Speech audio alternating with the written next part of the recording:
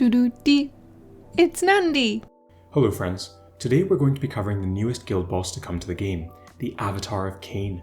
The Avatar of Khaine is a living incarnation of the bloody-handed god of the Eldari, Kayla Mensha Khaine. The avatar of this god of war and murder leads Eldari warriors of its craft world to battle, and the avatar's skills in-game reflect its immense power.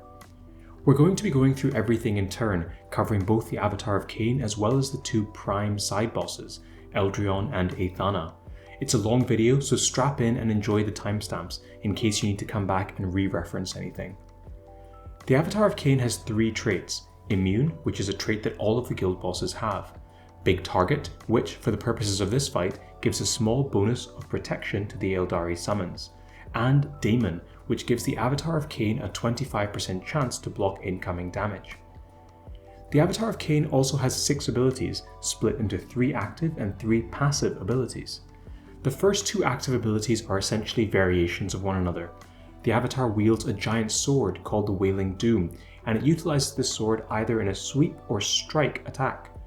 When the Wailing Doom sweeps, it sets a cone of hexes on fire, immediately dealing a small amount of flame damage.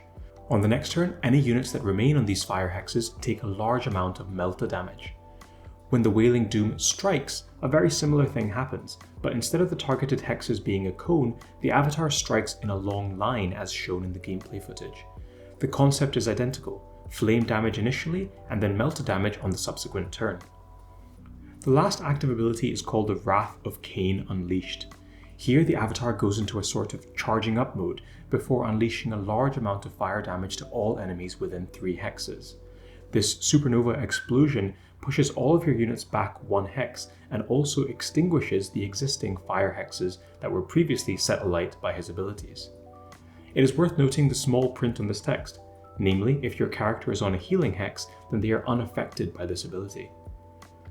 The first passive ability for the Avatar is Molten Form.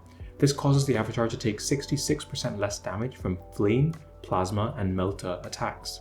This damage reduction can be removed completely by killing both primes, which I'll touch more on later on.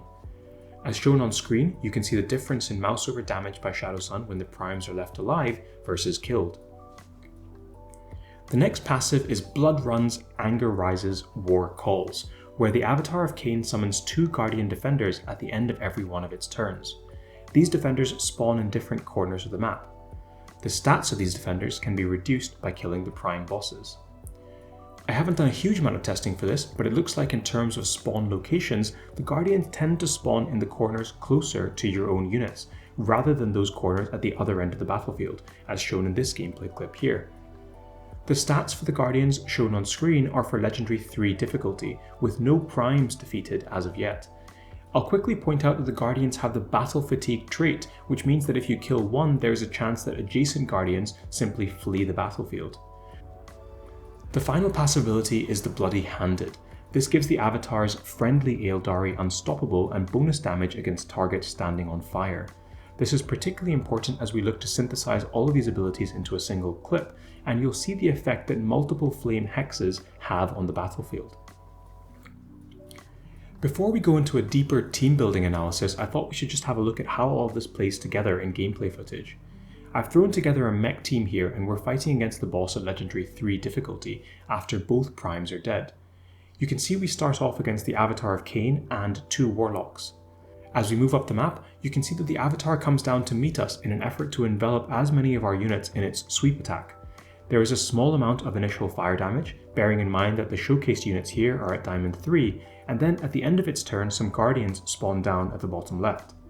We cycle back to our turn, and I can point out a few things. Fire hexes normally block off a unit's movement, prohibiting it from moving any further. This is why I think the mech team is well suited to working around the movement issues presented by these fire hexes.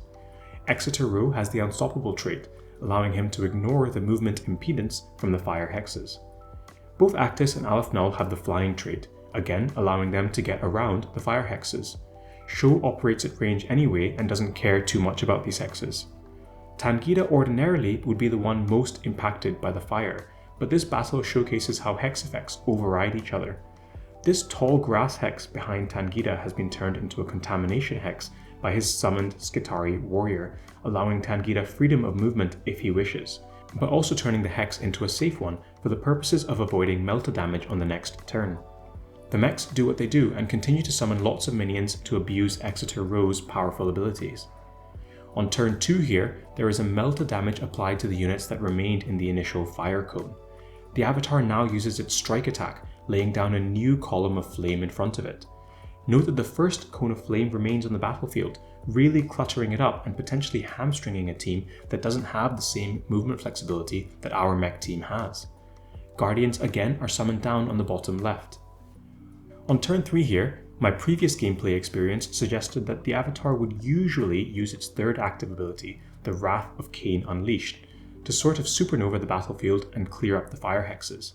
However, here he opts instead to attack a Scarab. I've checked with the developers and he isn't hard-coded to follow a specific turn order, so it might be something to explore further.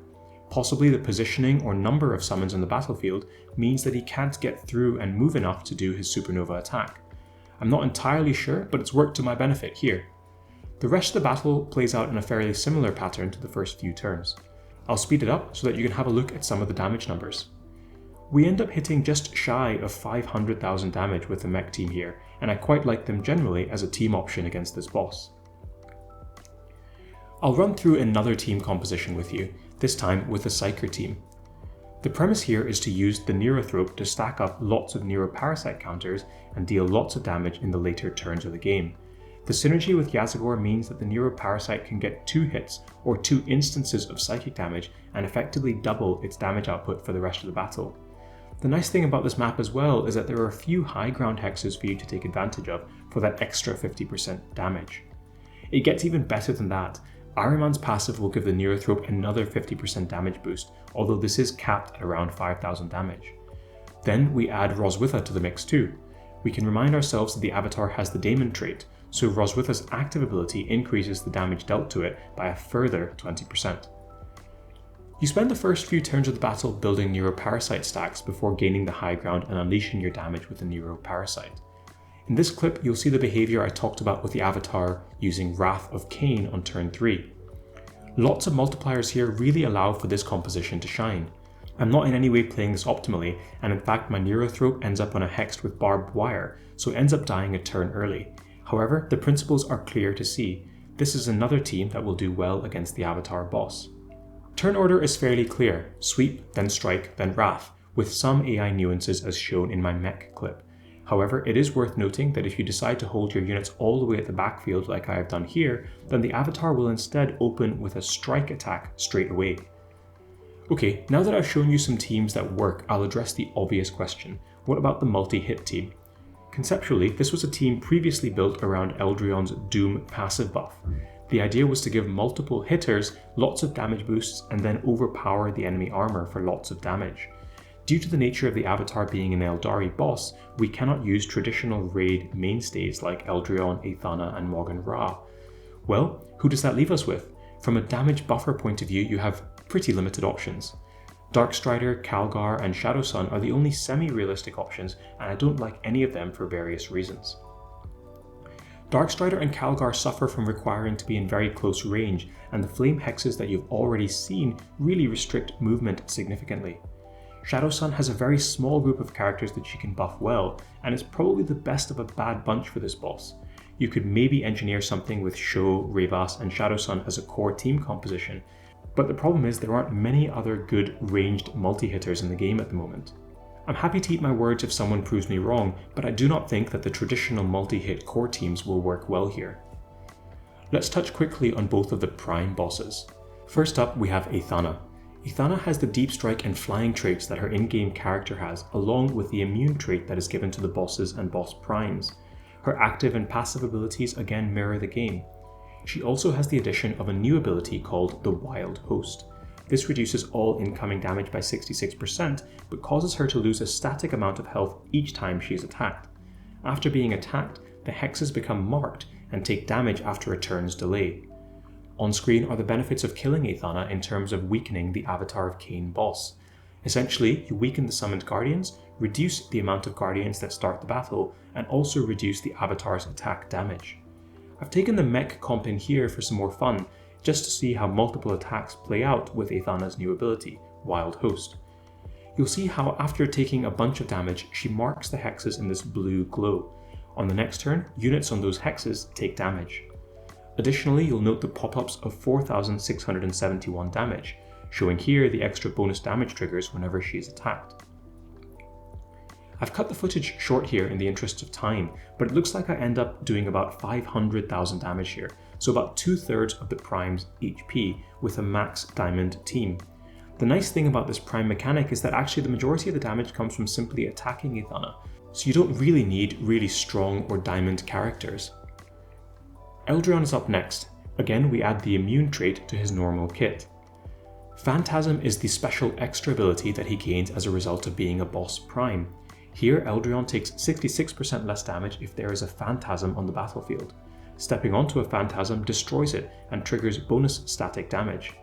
When Eldryon is attacked, provided there is no phantasm already on the battlefield, he immediately moves away and leaves a phantasm behind. The benefits of killing Eldryon are pictured here on screen. You can reduce the potency of Molten Form, remove a warlock from the battlefield, and reduce the avatar's armor. For consistency, we've again tried the Mech team, but there might be better team compositions out there. You can see that whenever Eldryon is attacked, he moves away and leaves behind this pink phantasm. Stepping onto the phantasm does the bonus damage as described previously. Again, in the interests of time, I've cut away some of the extra footage, but I wanted to show you another cool thing. Here, Eldryon is positioned up against the left side wall. Our army of summons has him trapped, and when we attack him, he actually ends up moving 3 hexes. This is intentional. Essentially, if there are no free hexes in 2 spaces, then he ends up moving 3. I believe if there are no free spaces within 3 hexes, then Eldryon doesn't move at all and doesn't trigger his Phantasm ability, but I haven't been able to engineer a battlefield where I can test this, even with my scarabs replicating like they have here. This attempt only got me about 160k damage, and I wonder if the better strategy is to try and do a massive hit with a single character like Ragnar when there is no Phantasm to protect Eldryon, rather than trying a summoner composition like I have here. On screen here you can see the effects of both primes summarized. I always err towards fully killing both prime bosses whenever we learn and explore new raid boss fights, as it just makes things easier for us as players. You've seen a lot of footage about how the battlefield starts when both primes are dead, so here is what it looks like when no primes are dead. 3 guardians and 3 warlocks start the battle, reducing down to 2 warlocks total after killing both primes. That's a lot of footage and a lot of analysis. I hope you found it useful. I'll be updating the Dirty Dozen probably a week into the new Guild Raid season featuring the new avatar, and we'll do so with more team footage and composition breakdown. I also run a massive giveaway for my Dirty Dozen videos, so make sure you're subscribed to the channel to stay tuned for that. That's all I've got for today. Let me know your thoughts on things below. If you are a newer player who hasn't yet used their referral code, I would love if you could consider entering mine as shown on screen. It earns you 100 Blackstone and supports me in the work that I do. It is single use though, so choose who you support carefully. Finally, lots of changes in both Guild Raids and Guild War. The Eye of Terror cluster is recruiting once again, and if you're looking for the opportunity to get into a competitive cluster for both Guild Raids and Guild War, drop us a line via Discord link below. Bye for now. Doo-doo-dee. It's Nandi!